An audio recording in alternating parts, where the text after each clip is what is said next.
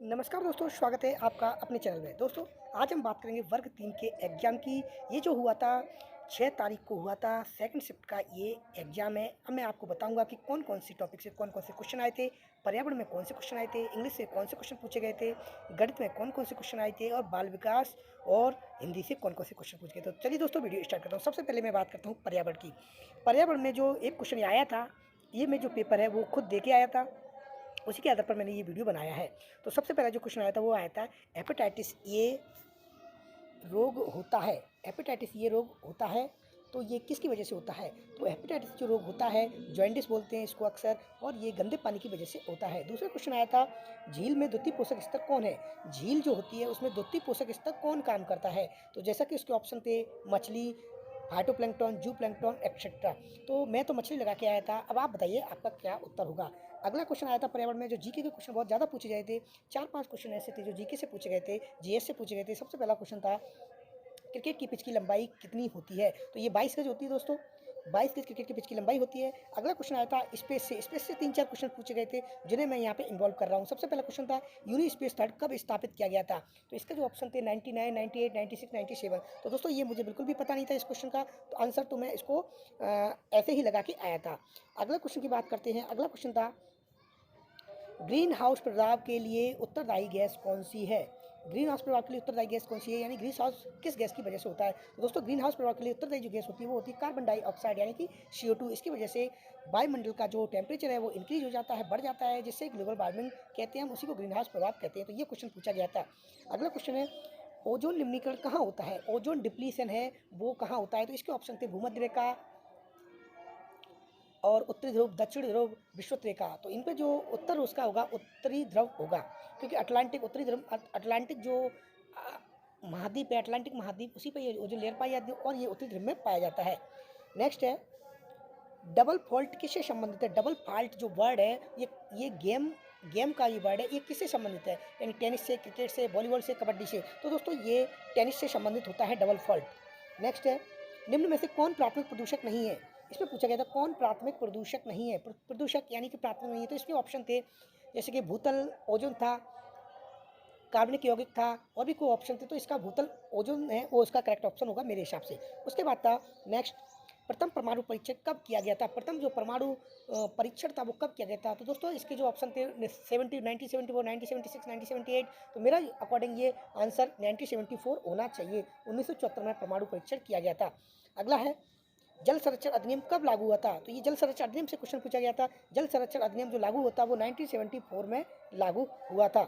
जल संरक्षण अधिनियम, सॉरी, 1971 में लागू हुआ था। ये मुझे करेक्ट, इसको मुझे याद नहीं था, तो मैं इसको आपको बता रहा हूँ। नेक्स्ट है, नागफनी में फूलों के बीच कौन घोंसला बना के कौन रहता है? नागफनी जो होता है, कैक्टस, उसमें जो फूलों के उसके बीच में जो घोंसला बनाते हैं वो कौन रहता है? किस पक्षी का नाम है? कबूतर, कौवा, चिड़िया या डव? तो इसमें उसके डव डव जो था इसका वो करेक्ट आंसर था, तो मैं डव लगा के आया था। इसके बाद वह पक्षी जो घोंसला बनाता है, ऐसा पक्षी जब आप रास्ते में जाते हैं तो मैं अक्सर आसपास घास, पत्ते, फूल वगैरह ये उसके घोंसले में मिल जाते, तो उसका क्या नाम है? तो उसके मेरे हिसाब से इसका आंसर गौरैया होना चाहिए। इसमें ऑप्शन थे कौवा वगैरह सब थे, चिड़िया, कबूतर ही थे, तो मैं गौरैया करके आया था।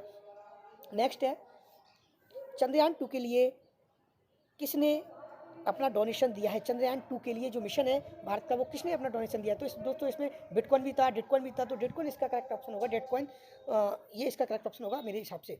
अगला ये क्वेश्चन आया था, काक फोगड़ा। काक फोगड़ा जो ऐसा पक्षी जो पेड़ों की छाल को खोद खोद देता है, तो उस पर ये क्वेश्चन ये आया था, जिसका आपसे ये होगा। और पर्यावरण पेडागोजी पूछी गई थी, एक समाज से क्वेश्चन आया था, ठीक है ना।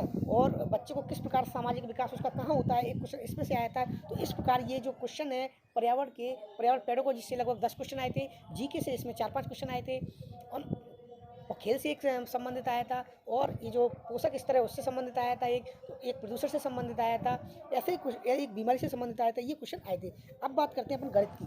तो गणित में कौन कौन से टॉपिक आए थे? तो सबसे पहले इंपॉर्टेंट है कि आपको क्या पढ़ना है। गणित में सबसे पहला जो क्वेश्चन आए थे, 5 सवाल इस पे आए थे, विभाज्यता के नियम पर आधारित, यानी कि 5 और 3 से कौन सी संख्या विभाजित होगी, 11 से कौन सी संख्या विभाजित होगी, 14 से कौन सी संख्या विभाजित होगी, 17 से कौन सी संख्या विभाजित होगी। तो इस पे 4-5 सवाल आए थे, तो वो आप इनको अच्छे से याद कर लेना। ये प्रत्येक पेपर में, प्रत्येक शिफ्ट में गणित में ये सवाल पूछे जा रहे हैं। उसके बाद है, एक सवाल आया था आपका आयु पर आधारित। इस सवाल को मैं आपको बताता हूँ कि रिद्धि और सिद्धि की जो आयु थी, उनका अनुपात 13:17 है।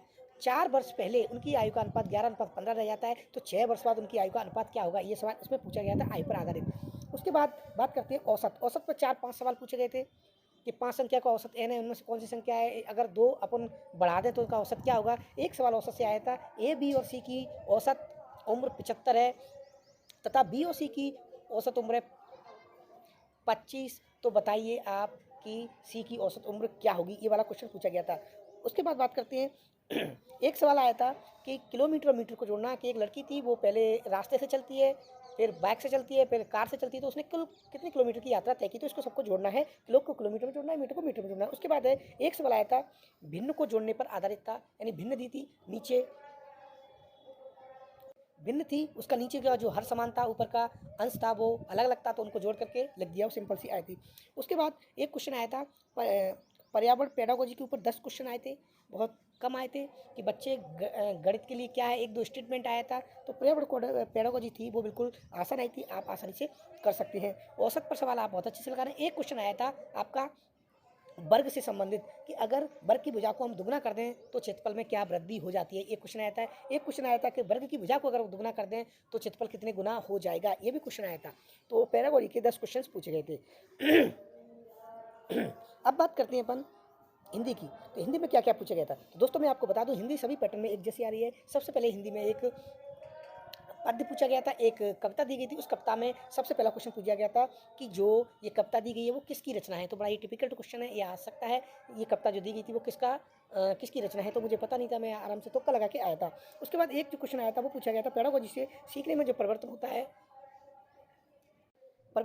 वो क्या होता है, व्यवहार में परिवर्तन, ऐसे 2 क्वेश्चन पूछे गए थे, 2 के ऑप्शन एक जैसे थे, तो ये रॉन्ग होगा क्वेश्चन, इस पे आपत्ति लगी, ऑब्जेक्शन लगेगा। दूसरा इसमें पद पूछा गया था, पद पे 8 क्वेश्चन पूछे गए थे, 8 क्वेश्चन पद पे पूछे गए थे और 8 क्वेश्चन गद्य पे पूछे गए थे, यानी 16 क्वेश्चन ये पूछे गए थे और 14 नंबर की हिंदी की शिक्षण विधियाँ यानी पेडागोजी पूछी गई थी। तो पद में क्या था कि ये किसकी रचना है पूछा गया था, शीर्षक क्या है ये पूछा गया था, सहिष्णुता का शुद्ध वर्तनी क्या है ये पूछा गया था, वो एक मुहावरा पूछा गया था, एक लोकोक्ति पूछी गई थी, उपसर्ग पूछा गया था और संधि पूछी गई थी, मात्र इच्छा, यानी ये संधि पूछी गई थी, इसका बताना है। उसके बाद गद्य पूछा गया था, गद्य में से 8 क्वेश्चन आए थे, उसी प्रकार इसमें शीर्षक पूछा गया था, ये परोपकार पर आधारित था। शिव का पर्यायवाची पूछा गया था, इसमें से कौन सा नहीं है ना, और अलाहल का अर्थ क्या है ये पूछा गया था। इसमें 8 क्वेश्चन पूछे गए थे, सिंपल थे, आप आसानी से कर सकते हो। उसके बाद हिंदी पेडागोजी पर 15-14 क्वेश्चन पूछे गए थे। प्रत्यक्ष विधि के बारे में एक क्वेश्चन पूछा गया था कि किसी विधि को अपन को, किसी भाषा को अपन सिखाना है तो किस विधि को अपन प्रत्यक्ष रखकर सिखा सकते हैं, तो वो प्रत्यक्ष विधि है। अर्थग्रहण कैसे होता है, अर्थग्रहण अपन कैसे कर सकते हैं, किसी को सुनकर, लिखकर, पढ़कर, ये इस पर क्वेश्चन आया था। तो दोस्तों ये थे हिंदी के क्वेश्चन। अब बात करते हैं बाल विकास की। बाल विकास में कौन कौन से क्वेश्चन आए थे, तो बाल विकास की बात करें, बाल विकास थोड़ा सा डिफिकल्ट आया था। वर्ग 2 के अगर आप बाल विकास में अच्छे नंबर लाना चाहते हैं तो वर्ग 2 का बाल विकास बहुत अच्छे से पेपर थे, उनको अच्छे से लगा, इनमें से क्वेश्चन रिपीट होकर आ रहे हैं। तो सबसे पहले बात करते हैं जीन प्याजे की। जीन प्याजे पर 2 क्वेश्चन थे कि जीन प्याजे कहाँ के थे, इन्होंने क्या काम किया था, बच्चे की संक्रमणशीलता पर क्या काम किया था, कुछ बोध पे आधारित क्वेश्चन पूछे गए थे। सीधे सीधे एक भी क्वेश्चन नहीं पूछा गया था, यानी वन लाइनर कोई भी क्वेश्चन नहीं पूछा गया था। आपको उस पर दिमाग लगाना पड़ेगा, पढ़ना पड़ेगा, बहुत अच्छे से क्वेश्चन करने पड़ेंगे, तभी आप इनको हल कर पाएंगे। उसके बाद जॉन ड्यूई पर आधारित एक क्वेश्चन पूछा गया था। आगमन निगमन विधि पर 2 क्वेश्चन पूछे गए थे, यानी विशेष से सामान्य की तरफ, सामान्य से विशेष की तरफ चलती है। एक निदानात्मक परीक्षण पूछा गया था और द्वंद्व के कितने प्रकार होते हैं, द्वंद्व कितने प्रकार का होता है ये क्वेश्चन पूछा गया था। सामाजिक मनोविश्लेषक सिद्धांत किसने दिया था, ये भी क्वेश्चन पूछा गया था।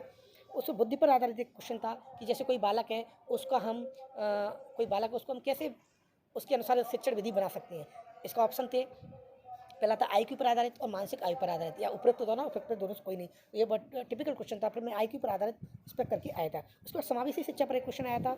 उसके बाद कोहेलबर्ग पर एक क्वेश्चन आया था और ठंडायक पर एक क्वेश्चन आया था, यानी कि सीधे सीधे क्वेश्चन नहीं पूछे गए थे, कुल मिला के बहुत अच्छे क्वेश्चन पूछे गए थे, बोधगम्य क्वेश्चन पूछे गए थे। उसके बाद बात करते हैं अपन इंग्लिश की। तो इंग्लिश पे पोइम पूछी गई थी, एक बहुत ही कठिन इंग्लिश आई थी, पोइम पूछी गई थी, पोइम पे 8 क्वेश्चन पूछे गए थे। इसका टाइटल क्या है वो पूछा गया था। एडजेक्टिव इसमें कौन है, एडवर्ब कौन है, सिनोनिम्स पूछे गए थे, एंटोनिम्स पूछे गए थे इंग्लिश में। पैसेज पर आधारित यानी पोइम पर आधारित, पोइम में से उसको क्वेश्चन छूट गए थे, उनमें से क्वेश्चन पूछे थे। उसके बाद ऐसे ही पैसेज दिया था एक, उस पर 8 क्वेश्चन पूछे गए थे, उसमें भी adjective, adverb, synonyms, antonyms question 8 थे। उसके बाद इंग्लिश पेडागोजी के क्वेश्चन पूछे गए थे, बहुत ही टिपिकल थे, समझना बहुत कठिन था उनको, ये लैंग्वेज बहुत कठिन आ रही है। उसके बाद इंटीग्रेटेड क्या है, ये क्वेश्चन आया था, इंटीग्रेटेड क्या है, एडजेक्टिव, एडवर्ब, डिटरमाइनर, ये पूछा गया था। प्रीपोजिशंस पूछे गए थे और फिल इन द ब्लैंक्स पूछे गए थे, यानी करेक्ट वर्ब की फॉर्म कौन सी होगी, क्या होगी, वो सब इसमें से पूछा गया था। तो दोस्तों ये थे क्वेश्चन शिफ्ट सेकंड के 6 तारीख को जो पेपर हुआ था उसमें से पूछे गए थे। अगला वीडियो हम बनाएंगे अगले शिफ्ट पर आधारित। तो दोस्तों तब तक के लिए बहुत बहुत धन्यवाद। जय हिंद, जय भारत।